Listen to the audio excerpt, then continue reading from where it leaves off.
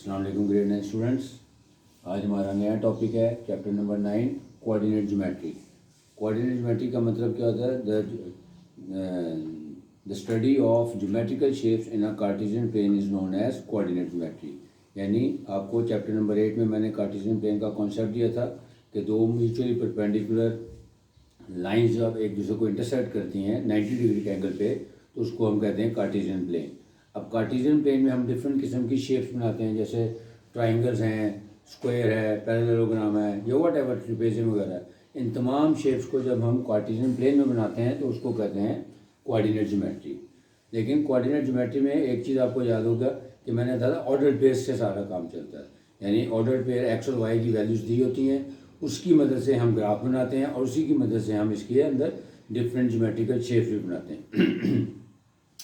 लेकिन different geometrical shapes में जाने से पहले कोऑर्डिनेट ज्योमेट्री में दो कॉन्सेप्ट हैं, एक है डिस्टेंस फार्मूले का और एक है मिड पॉइंट फार्मूले का। यानी अगर हमें दो डिफरेंट ऑर्डर पेयर्स दिए हुए हों तो उन दोनों ऑर्डर पेयर्स को कार्टेशियन प्लेन में हम किस तरह से प्लॉट करते हैं, ये तरीका आपको मैंने चैप्टर नंबर 8 में सिखाया था। अब उन दोनों के दरमियान डिस्टेंस या उन दोनों की लेंथ को फाइंड करना होगा, तो उसके लिए हम डिस्टेंस फार्मूला यूज़ करेंगे। और अगर दो कोऑर्डिनेट पॉइंट्स दिए हुए हों या दो ऑर्डर पेयर्स दिए हों तो उनका सेंटर यानी मिड पॉइंट को हम कैसे निकालेंगे, ये दोनों कॉन्सेप्ट हैं। पहला कॉन्सेप्ट डिस्टेंस फार्मूले का कॉन्सेप्ट है 9.1 में, और जो मिड पॉइंट फार्मूले का कॉन्सेप्ट है वो है एक्सरसाइज 9.3 में। दोनों बहुत आसान है, जस्ट आपने गौर से देखना है कि डिस्टेंस फार्मूला और मिड पॉइंट फार्मूला की जो प्रेजेंटेशन है सारे मार्क्स उसी के ही हैं, बाकी कैलकुलेशन इसकी बहुत आसान है। तो let's start. Exercise 9.1 page number 170, distance formula. If P and Q are two points in a plane, P के कोऑर्डिनेट्स हैं x1 और y1 और Q के कोऑर्डिनेट्स हैं x2 एंड y2। क्योंकि ऑर्डर पे में मैंने बताया था जो फर्स्ट वैल्यू होती है वो आपकी x और सेकंड वैल्यू जो होती है वो आपकी y होती है। यानी x कोऑर्डिनेट और y कोऑर्डिनेट या एब्सिसा एंड ऑर्डिनेट, इन दोनों की मदद से हम कैसे इन दोनों पॉइंट्स के दरमियान डिस्टेंस को फाइंड करेंगे। इसका फार्मूला है डिस्टेंस फार्मूला। इसको लिखा जाता है absolute value of d is equal to x2 minus x1 का whole square plus y2 minus y1 का होल स्क्वायर और फिर सारा का स्क्वायर रूट। यानी जो फर्स्ट दो पेयर ऑर्डर पेयर्स दिए होंगे, जो पहला पेयर होगा उसमें आपने जो वैल्यूज़ को है उसको एज्यूम करना है वो x1 और y1 है, और जो सेकंड पेयर होगा या जो सेकंड ऑर्डर पेयर होगा उसमें x2 और y2। जस्ट इन दोनों की वैल्यूज इसमें पुट करेंगे और उसके बाद इसको सिंप्लीफाई करते हैं तो वो हमारा डिस्टेंस या length of the length between the two points या distance between the two points आ जाएगा। क्वेश्चन नंबर 1 का पार्ट नंबर बी। दो पॉइंट्स गिवन है ए एंड बी। ए के कोऑर्डिनेट्स दिए हैं 2 एंड -6 और बी के कोऑर्डिनेट्स दिए हैं 3 एंड -6। यानी जो ए के कोऑर्डिनेट्स हो गए हमारे ये x1 और ये y1 हो जाएगा। सिमिलरली जो बी के हैं ये x2 और y2 हो जाएगा। ये आपने एज्यूम कर लेना, उसके बाद इसकी जस्ट वैल्यूज प्लेस कर देंगे। तो लिखें using distance formula absolute value of d is equal to square root of x2 minus x1 का whole square plus y2 minus y1 का होल स्क्वायर। यानी जब भी आपने डिस्टेंस निकालना है तो आपने पहले इसकी स्टेटमेंट लिखनी है, अब आपने इसमें वैल्यूज पुट कर देनी है। यानी ये x1 है, ये y1, ये x2 और ये y2। जब हमने वैल्यूज को प्लेस करना है,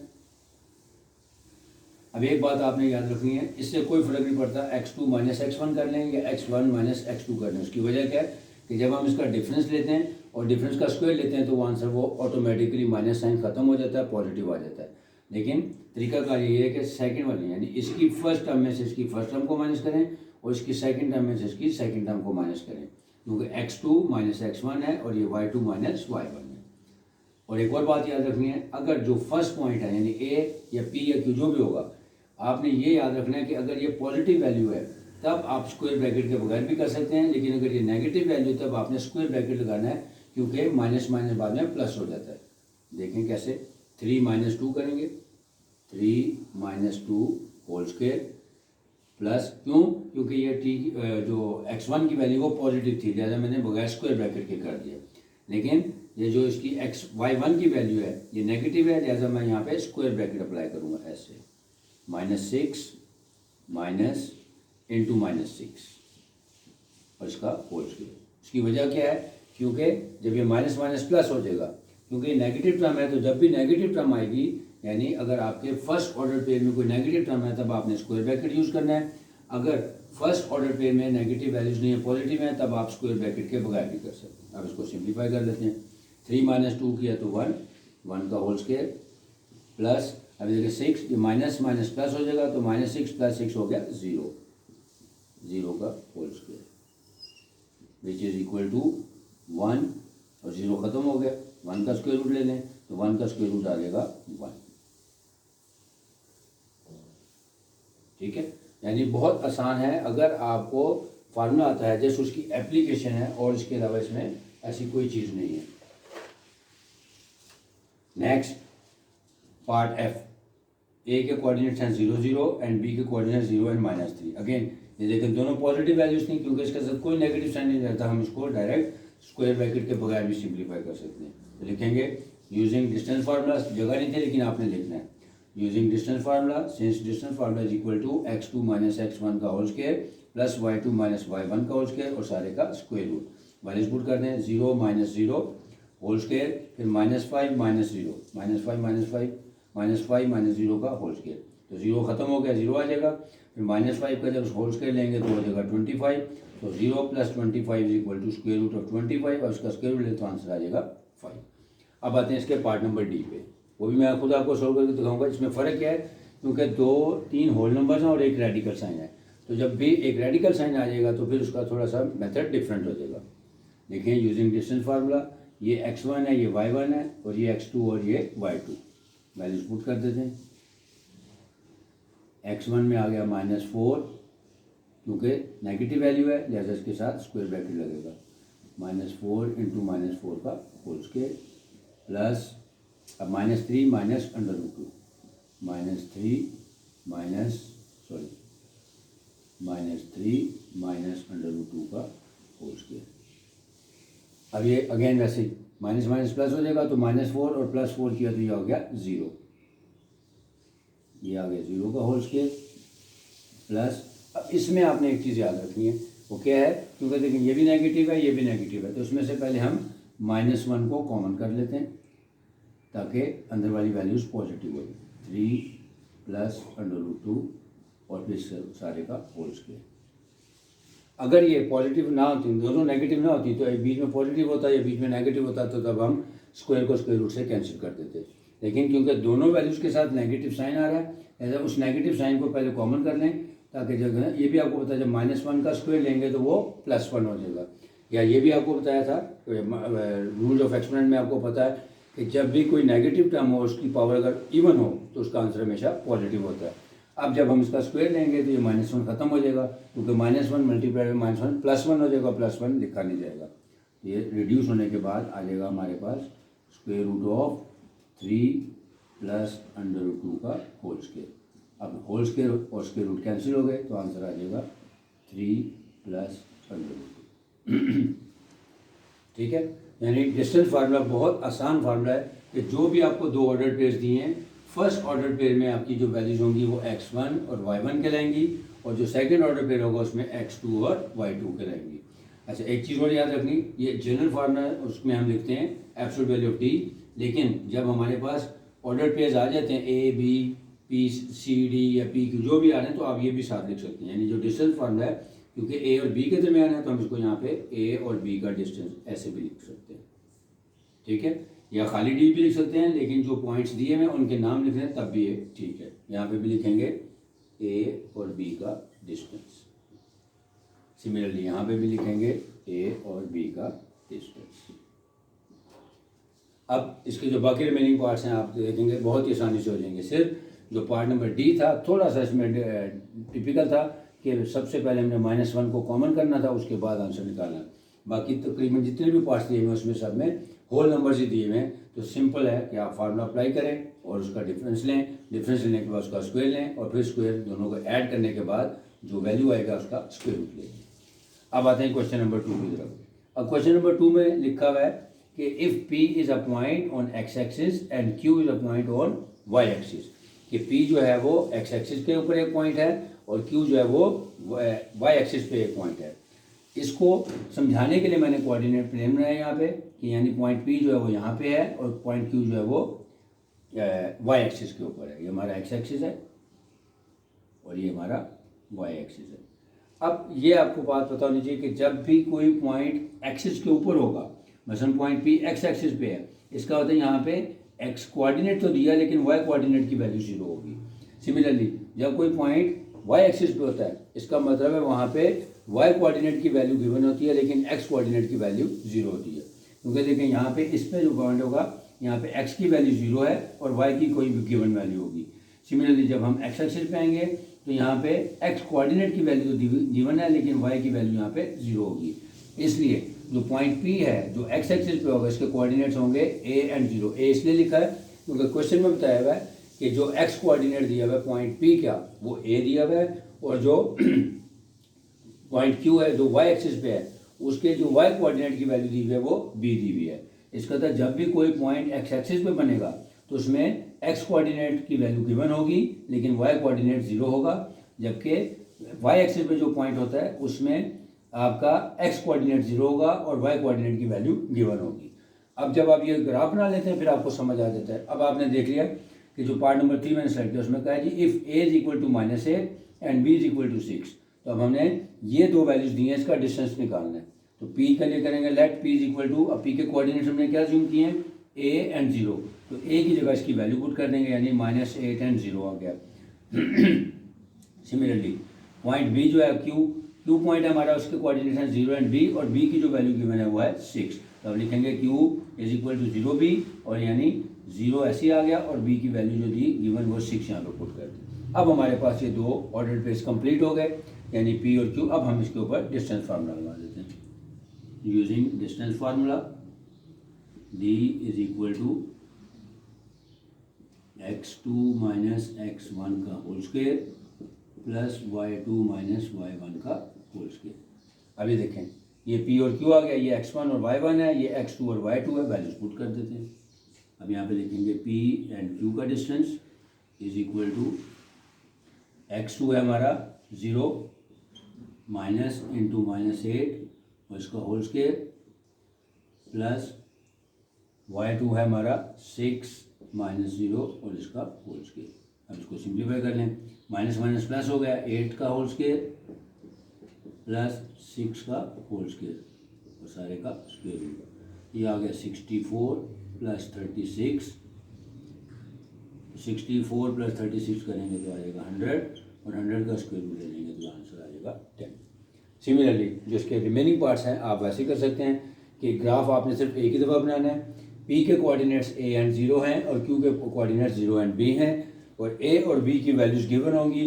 ए और बी की वैल्यूज़ को रिप्लेस करें, फिर ये आपका पी और ये क्यू दोनों के कोऑर्डिनेट्स कंप्लीट हो जाएंगे तो आप डिस्टेंस फार्मूला लगा कर दोनों का डिस्टेंस निकाल सकते हैं।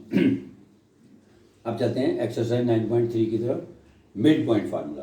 ये भी बहुत आसान है कि कोई भी लाइन सेगमेंट दी हो, सपोज ये लाइन सेगमेंट दी है ए एंड बी और इसका मिड पॉइंट यानी ये सेंटर वाला पॉइंट हमने निकालना है। तो जो सेंटर वाला पॉइंट है इसको कहते हैं मिड पॉइंट। तो मिड पॉइंट को फाइंड करने का तरीका है कि इनके कोऑर्डिनेट्स गिवन होंगे x1 x2 x1 और y1, इसी तरह x2 और y2। इन दोनों का मिड पॉइंट निकालने का फार्मूला वो सामने लिखा मैं, इसकी मदद से हम इसका मिड पॉइंट निकाल सकते हैं। अब देखें find the mid point of A and B. A के कोऑर्डिनेट्स दिए हैं 2 एंड -6, बी के कोऑर्डिनेट्स दिए हैं 3 एंड -6। अगेन ए के कोऑर्डिनेट्स ये x1 और y1 हो गए और बी के कोऑर्डिनेट्स में ये x2 और y2 आ गए। Using mid point formula mxy, इसका मतलब क्या है कि ये मिड पॉइंट है, x और y दोनों की वैल्यूज निकालना है और ये सिंपल सा फार्मूला है m into x1 plus x2/2 and y1 plus y2/2। यानी जो हमारे पास कोऑर्डिनेट्स दिए हुए हैं x1 और x2 इन दोनों का सम लें उसका हाफ ले लें। सिमिलरली y1 और y2 इन दोनों का सम लें और उसका हाफ ले लें तो हमारे दरमियान मिड पॉइंट जो आ जाएगा या उसके कोऑर्डिनेट्स हम इजीली निकाल सकते हैं। तो लिख लेते हैं इज इक्वल टू m, ये इसकी प्रेजेंटेशन है, x1 की वैल्यू हमारी 2 प्लस y1 की वैल्यू है 3 डिवाइडेड बाई 2 कॉमा, अब x2 की वैल्यू है -6 प्लस -6 y2 है डिवाइडेड बाय 2। अब इसको सिंप्लीफाई कर लें, 2 + 3 हो जाएगा 5/2 और -6 और -6 -12 का हाफ ले लेंगे तो आंसर आ जाएगा -6।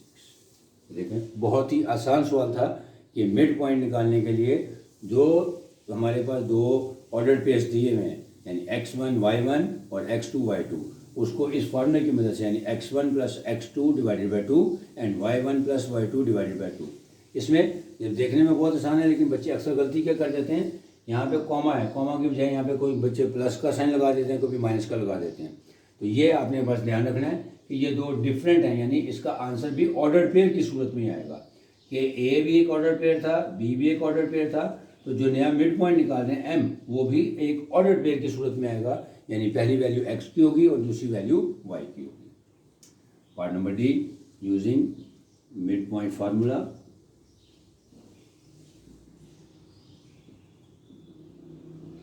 मिड पॉइंट फार्मूला लिख लेते हैं पहले।